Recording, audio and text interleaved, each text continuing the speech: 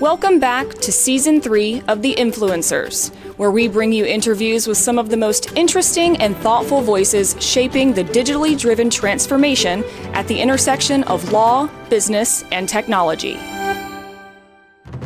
Hello, everybody, and welcome to another edition of The Influencers, our podcast conversations on digital transformation and law. I'm Leo von Gerlach, and with me today is Audrey Taranto. Audrey is General Counsel of the Enstar Group, a provider of very innovative capital release solutions through its network of group companies in the US, Europe, Australia, Bermuda, and many other international locations. A market leader in completing legacy transactions, Enstar has acquired more than 117 companies and portfolios since its formation in 2001.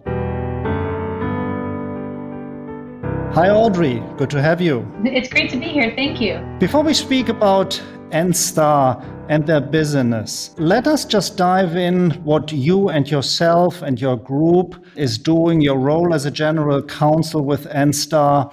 Tell us a little bit about you and your team. I have the privilege of leading the Enstar legal department as general counsel. And much like I'd imagine other multinational insurance groups are set up, our department focus is on supporting the business, mitigating risk, and promoting compliance.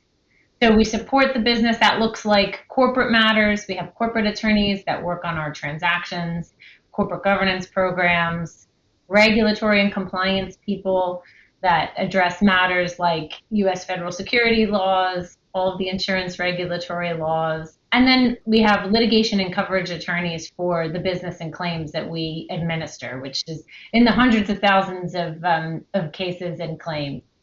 And we also have a legal operations tower, and that team is focused on sustainability, innovation, and efficiencies for the legal team. Wow, this is a very, very broad array of areas that you have to cover, and that just lends itself to the question about technology for your team and your legal and regulatory purposes. Just can you shed some light on what you are doing in this area? So I think there's been a lot of focus on technology recently, but it's something that's been core to our team and our strategy since I began in this role in 2017. And so I think firstly, we'll have standard legal tech, which is really table stakes solutions that most legal teams would have. We're talking about an e-billing platform, knowledge management through the tools and applications available in our company's productivity platform. We've got entity management software, e-signature platforms, and then we do leverage Power BI for our data analytics. So most legal departments are probably using these technologies. So you asked what works well. I think one of the tech strategies we found works really well is taking the time to understand the company's existing IT estate, because what we found are there's a lot of things that the company already has that have capabilities or features that are quite powerful and built into systems available at no added cost. And so looking into that, tapping into that, and trying to leverage it across the legal team has really had a big impact without substantial investment. And then from there, I think, with all the noise on the digital transformation, we really are looking at, should we build or should we buy? So is there an idea we want to invest time in to customize, or is there something on the market that already meets the need? And so the challenge with how fast everything is moving is you don't want to invest resources in building something or buying something that can be pretty quickly surpassed. Totally. Good to understand. Just perhaps driving this a little bit further. Enstar is an insurer and deals with insurable risks. Does that have any effect on your own legal and regulatory work in a sense that you also use technology solution when it comes to assess and deal with legal risks, compliant risks, regulatory risks? Yeah, so I mean, with regulatory risks in particular, this has really been top of mind for us.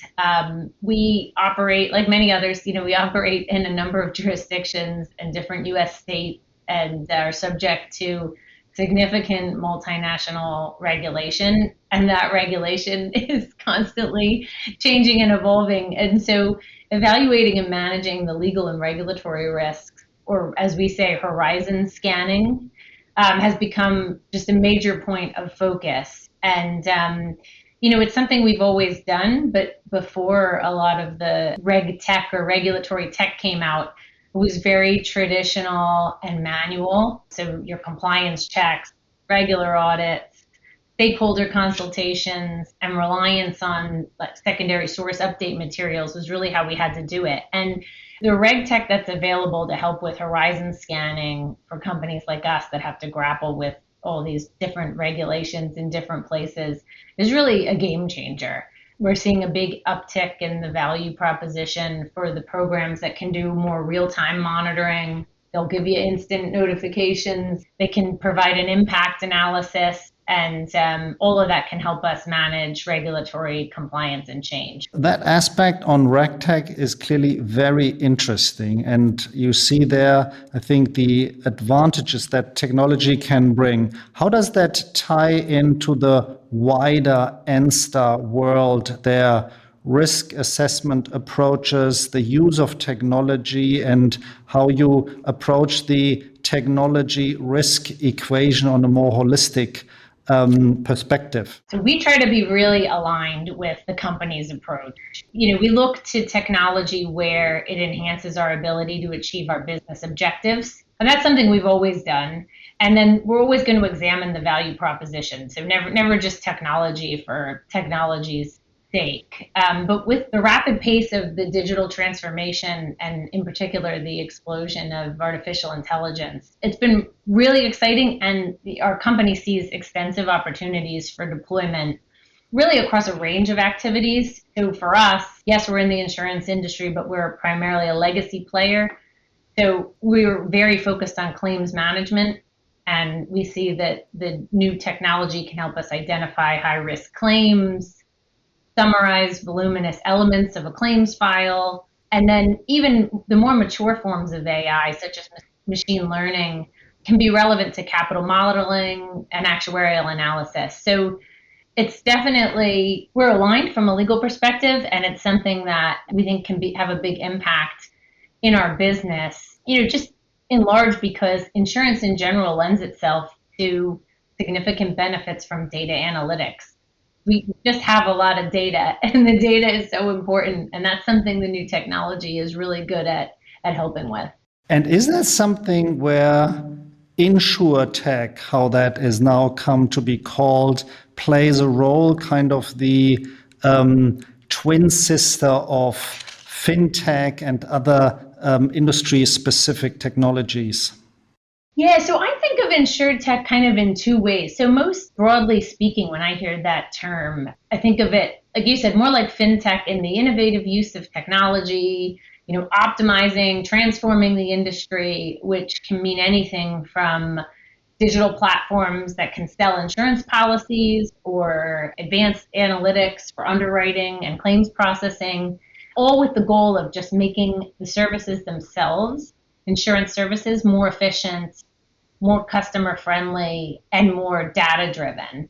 And so I think through AI, through the big data analytics, machine learning, that's really been able to improve and automate the traditional insurance industry in many ways. I mean, it's still continuing to, but it's already had a big impact. I think sometimes the word InsurTech also can refer to sort of a smaller set of companies that are focused on automating the underwriting, often retail focused or writing on algorithms, for example. And so although the companies have been around since the earlier days of the internet, or at least some of them have, I think they're much more advanced now because the technology has gotten better. And so that's not exactly what we do. We're not writing retail insurance policies, but what we do see on the legacy side is that just like traditional insurance underwriting, certain things can go very well, or they can go not so well, or there can be other reasons like capital needs and whatnot that can change, that can lead insurtechs, just like other insurance companies, to seek a legacy solution. And so that's where we can really be helpful. That's interesting. You mentioned, among so many other things, that data analytics plays a very significant role.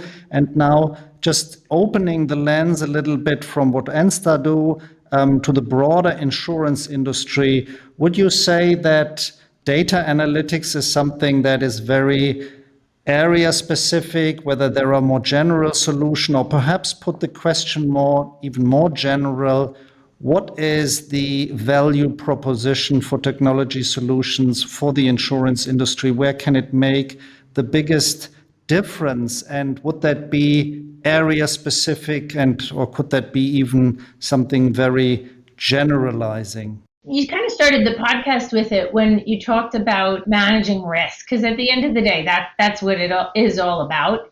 So how can we use it to be better at risk management, to underwrite risk? And I think in insurance, it cuts across a lot of different key elements. So, on the actuarial side, our chief actuary told me that insurance was actually one of the earliest adopters of predictive models and using technology for predictive models. And with the power of AI and machine learning, these models have become even more robust. From an actuarial standpoint, insurance companies are able to use technology to really make a difference there. And I think the advancements are impacting all areas of the insurance value chain. Difficult claims can be triaged to more senior claims adjusters, and simpler ones can be sort of automatically reviewed or approved for payments. AI can obviously interact with customers who are looking for a quote. And the cool thing about these technologies is they can even help the insurance companies implement themselves. So some generative AIs can even take instructions in layman's terms to write code for a new predictive model, for example. And so just broadly based, I think it's impacted the industry. And you mentioned data analytics, and that's really, that's the heart of so many aspects of insurance and risk management. And so I think the ability of the emerging technology to help with data analytics, data digestion is really critical. Let's stay with that very interesting topic for another moment. So when you speak about offerings and technology improving that through the whole value chain, would you say that there are very standardized solutions out there or on the horizon, or that there is more a need for tailor-made, custom-made solution, or will it be a mix of the two? So where are the bigger trends in terms of technology standardization? I think this is the big question. The trend is that no one wants to be left behind, and companies are looking at it and adopting it, and like everything, it's all moving so fast. So we tend to think of it as you can procure something off the shelf, you could co-develop with a strategic partner, or you could develop a bespoke technological solution on your own. And I think the challenge is that everyone wants to do this to sort of get to a competitive advantage, right? Like I said, no one wants to be left behind. But with the unprecedented speed of change, new large language models that are being released every week, basically, you risk as a company spending months developing a solution that by the time you launch it, there's already an off-the-shelf or a version that's readily available to the masses. And so there's a trend right now to evaluate use cases and where it makes sense to implement. I think that's happening. But the more bespoke solutions, I think, are a challenge for companies, because you want to try to get that competitive advantage. But the technology is changing so fast, you also want to make sure that from a resource perspective, it makes sense to invest the resources in pursuing that. That's very interesting. So we have not yet even spoken about regulation and the regulator, but perhaps briefly, regulation plays obviously a critical role in your business, but also on the technology side of your business. And there is much debate on what good or bad regulation can deliver. Surely you will have some thoughts on what you wish for from the regulator on the technology side of the insurance business, if anything. Yes, and I don't envy the regulators, I will say, because it's a challenging but important issue. I think that what we would wish for is harmonization to some degree, particularly for companies that work across many different jurisdictions, as I mentioned before. So some degree of harmonization would be great. That might be too much to ask for, but I'll say we'd also appreciate maybe a risk-based approach. And I think most multinational insurance companies would be aligned on that. We want to focus on the greater risk and regulate from there to the extent possible. But I think we also understand that, I think of the old saying, with great power comes great responsibility. So we know there's a need for regulation.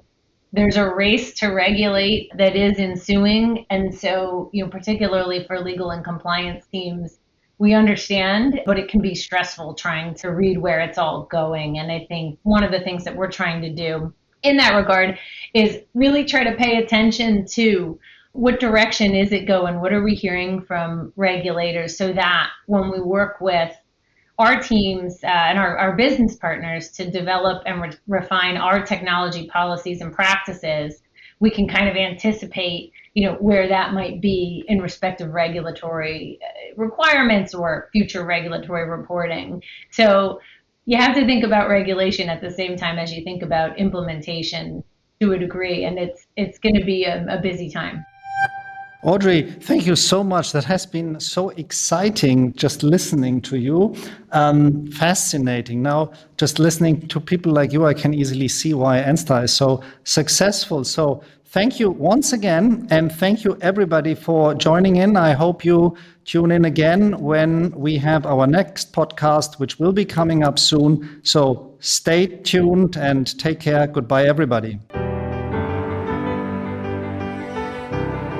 If you're eager for more on the latest digital trends, visit our Digital Transformation Academy at engagepremium.hoganlovells.com/Digital Transformation Academy for interactive videos and our podcast archive, or our Digital Assets Hub at engagepremium.hoganlovells.com/resources/blockchain for thought leadership and guidance about all things digital assets.